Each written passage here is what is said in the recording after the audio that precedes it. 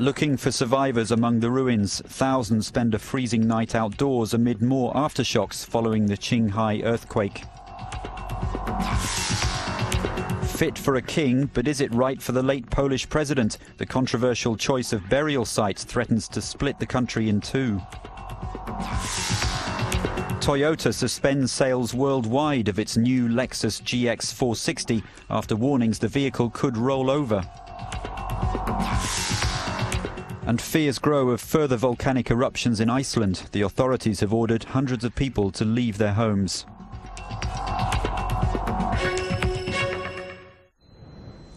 It's been a difficult night for survivors of yesterday's powerful earthquake which struck China's remote Qinghai province. Many have spent it out in the open, enduring freezing temperatures and aftershocks. China's vice premier has been sent to the scene to coordinate the relief effort, but the destruction caused by the 6.9 quake has been widespread. The number of people confirmed dead has risen to nearly 600. Many more are still buried beneath the rubble, while at least 10,000 are reported injured. The remoteness of the area meant getting heavy lifting equipment in to help in the search and rescue operation has been difficult. For a while, bare hands and pickaxes were the only tools. Relief flights carrying troops, medical workers and supplies have been landing at Yushu Airport, but the road to the town of 70,000 people has been blocked by a landslide. The priority is to find survivors and then to keep them alive with shelter and medicines. China's leadership has ordered no effort be spared in the mission to save lives. Poland's sense of unity in the aftermath of Saturday's plane crash, which killed much of the country's ruling elite, appears to be fraying. Thousands in Krakow have protested against the choice of burial site for their late president. It was the same in Warsaw. Wawel Cathedral has been selected as President Lech Kaczynski's final resting place, but it's a choice which has angered many. Wawel is the place to bury our kings. Have we enough reason for him to enter our history books like our kings? It's our history. Nobody asked the people about it. Meanwhile, mourners in their thousands have continued to pay their respects to the first couple. While this difficult week for Poland continues, the announcement of when a presidential election will be held will have to wait a few more days, although June the 20th seems a likely date. As 30 more bodies were repatriated from the crash site near Smolensk in Russia, impatience was growing for answers to what caused the accident. Initial findings are expected within days now, small consolation to the 96 families who've lost a loved one. Russia has joined the US in offering to help Kyrgyzstan's new leadership. As people in Bishkek paid tribute to the victims of last week's unrest, Moscow pledged €36 million to boost the country's finances. A delegation from Kyrgyzstan's interim government travelled to the Russian capital to discuss badly needed aid. The provisional government says the coffers are empty, that the old leadership stole the lot, said Putin. We always had special relations with Kyrgyz people, and certainly during a difficult moment for Kyrgyzstan, we must support our friends. US Assistant Secretary of State Robert Blake, visiting Kyrgyzstan, has said that Washington is prepared to help the new government. Its leader says that Bakiyev must stand trial or go abroad. Still in the process to put him to the corner, and we hope that he would understand that there is no future for him, that he should resign and he should safely leave the country. Bakiyev has hinted that he may try to go into exile. In his power base of the southern city of Jalalabad, the former president's supporters drowned out Uzbeks who'd come to protest against him. Fears of conflict have increased in a region where ethnic tension is already high. A safety warning has caused Japanese carmaker Toyota to suspend sales of its Lexus GX 460 model worldwide. It follows a report by a highly respected American consumer magazine which showed in tests that there was a danger of the Lexus rolling over on turns, resulting in serious injury or death, and it urged people not to buy the vehicle. Toyota said its engineers were vigorously testing the car and will now extend those tests to all of its sports utility vehicles. The GX 460 has been on the market for just 4 months. Toyota, which is the world's top car manufacturer, currently sells the Lexus in the US, Canada, Russia, the Middle East and countries around the Pacific, including Australia.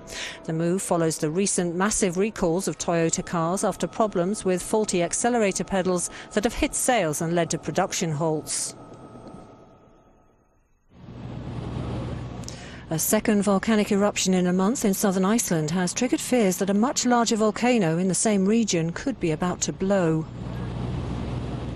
Plumes of smoke and white steam rising up to 8 kilometres into the air could be seen as scientists spotted a new fissure close to the first eruption in March.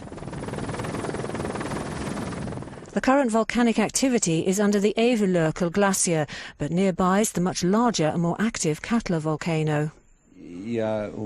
We have evidence showing that when we have an eruption in VID00022, that means there is going to be a bigger one in Katla before too long.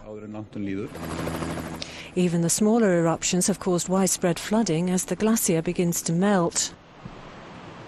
While the first 2 eruptions happened in normally dormant volcanoes, Katla has a reputation of erupting every 40 to 80 years. I think the nation should just remain calm and have faith in our emergency response personnel who are doing their very best to coordinate their efforts and minimise any damage. Last night, 700 people were being looked after in temporary shelters after having been evacuated from their flood-threatened homes. Police in northern Spain have carried out a series of coordinated raids against the armed Basque separatist group ETA. 9 people have been arrested on charges of belonging or collaborating with the group. They're suspected of acting as go-betweens between ETA prisoners and the group's leaders. 4 of the accused are lawyers, including Arantxa Zulueta, who has defended several ETA members. Others arrested include campaigners and union representatives with links to Batasuna, ETA's banned political wing.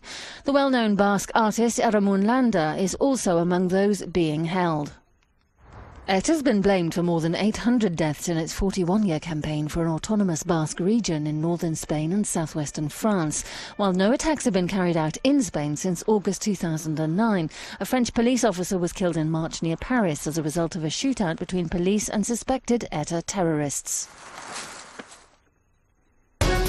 Other news in brief, and Argentinian relatives of people who died at the hands of the Franco regime in Spain have asked a Buenos Aires judge to investigate their deaths as crimes against humanity. Their lawyers claim such crimes have no time limit for prosecution and can be ruled on by any foreign court. Spanish Judge Baltasar Garzón was conducting his own probe but is now facing legal charges brought by right-wing militants. The trial opens today in Italy against an alleged mafia killer suspected of having masterminded the shooting of 6 people in western Germany in 2007. Giovanni Stragio wasn't in court but followed the proceedings via a video link from his cell. He's accused of planning the attack and revenge for the killing of his cousin the year before. And in Greece, taxi drivers protested in front of the Parliament building in Athens to complain against the government's tax reform plans. The drivers are opposed to new regulations which would force them for the first time to keep regular records of their accounts and issue receipts.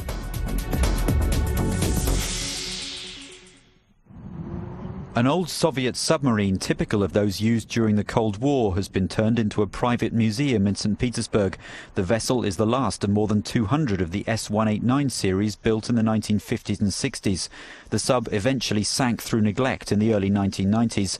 The museum is run by a team of retired crew members who look after the vessel and offer guided tours. It was designed to destroy ships used for enemy transportation, to engage in underwater battles with enemy submarines, for spy missions and other specific missions. для других, скажем так, специфических задач. Inside the 7 compartments, from the torpedo room to the living quarters, the aim is to get visitors to experience the same atmosphere as the Soviet crew. Amid the crowded Baltic shipping lanes, hiding from NATO's view was a tough challenge. CO2 levels should be no higher than 2%. After that, the submarine needed air, he says. Ventilation was usually done by surfacing at night, so as not to be seen by NATO anti-submarine planes. They posed the biggest danger. The sunken submarine was raised from the seabed 5 years ago and restored thanks to the efforts of a former crew member turned entrepreneur. But the project is not complete and more funds are needed.